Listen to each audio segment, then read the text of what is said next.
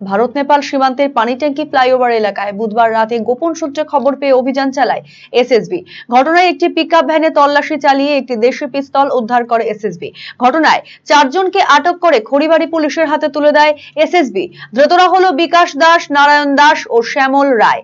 সকলেই জলপাইগুড়ি জেলার মালবাজার এলাকার বাসিন্দা। অন্যদিকে চন্দন রায় নামে অপর একজনের বাড়ি ধূপগুড়িতে। ধৃতদের বৃহস্পতিবার শিলিগুড়ি মহকুমা আদালতে তোলা হয়।